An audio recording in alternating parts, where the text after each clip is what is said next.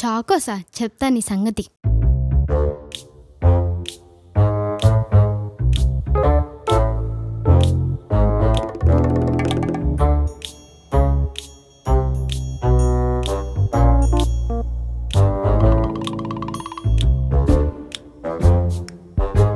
ఏంటన్నా ఇది మిల్క్ అదోలో ఉంది?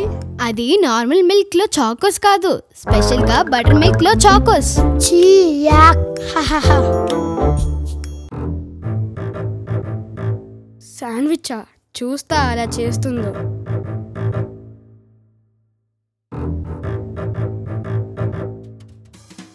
అమ్మో కారం కారం.